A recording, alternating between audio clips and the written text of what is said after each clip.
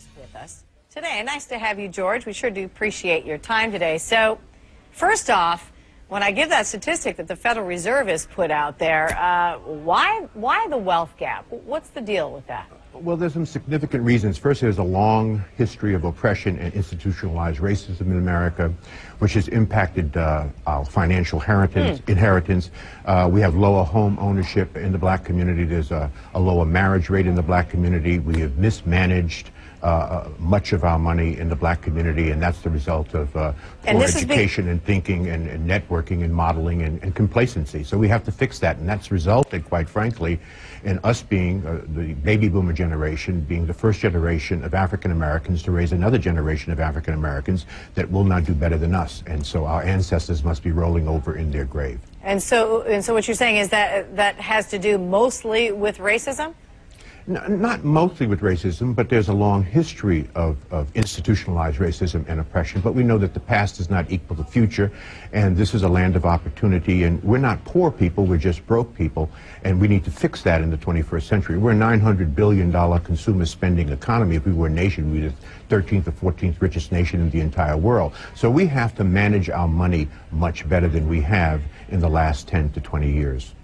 Yeah, and it was interesting when we heard President Obama talking to the NAACP. I'm sure that you were aware of that speech, talking about stop thinking of being black people as victims and focus more on education and money. What do you have to say about that? I think the president was spot on when he said that, and I think that's really sort of the macro vision for black America in the 21st century. This is what we teach at Fraser Net with the 51,000 black professionals that are in our network.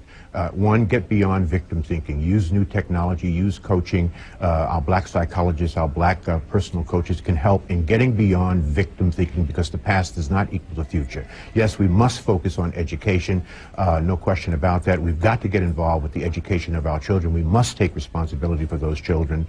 We must add to the whole educational component teaching entrepreneurship, teaching networking, and teaching African and black history so that we know who we are and really what our strengths are. So the educational component is critically important, and that educational component must not only be driven by our primary and secondary schools and our colleges, but also driven into our historically black organizations and churches, as well as we have to deal with the issue of economics, and that is recycling our dollars. Exactly. And you talk a lot about wealth building. Tell people what that is and what you mean, because I think you mean something different than just saving. I mean, there's a lot more going on here when you talk about building wealth.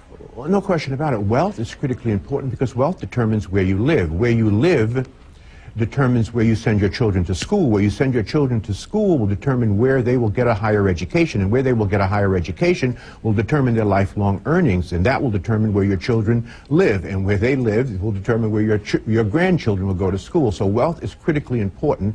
No question about that. And then in a market-based economy, in a democratic capitalistic society, the only color that really matters is green. So until our pile of green is as big and as high and as deep and as wide as any other cultural group's pile of green, we will never be considered an equal at the table of democratic capitalism, Heidi. And finally, on that point, when we finish pontificating ad nauseum about our issues, somebody's got to write a check.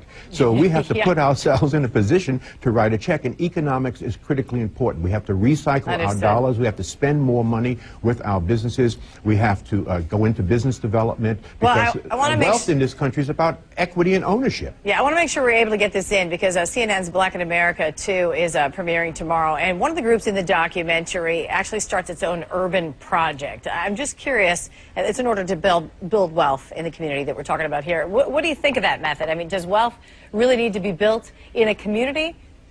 Oh, absolutely. I think that there are two fundamental goals when it comes to economics. One, to help black people transfer their wealth intergenerationally, to build wealth that could be transferred intergenerationally, and two, to make black people the #1 employer of their own people. That's critically important. And by creating work and jobs for our people, recycling our dollars. The Atlanta Business League has an interesting statistic.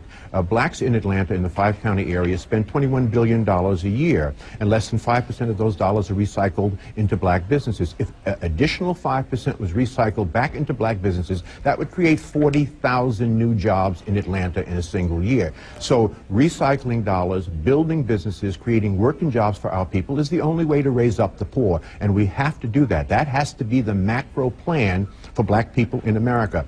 Get beyond victim thinking, focus on education with a caveat of emphasis on entrepreneurship, not just get a good education, get a good job. That's important, but get a good education and create a job. That's critically important. And so we have to have a macro and a micro strategy. Got it. George Fraser, we sure do appreciate your time here.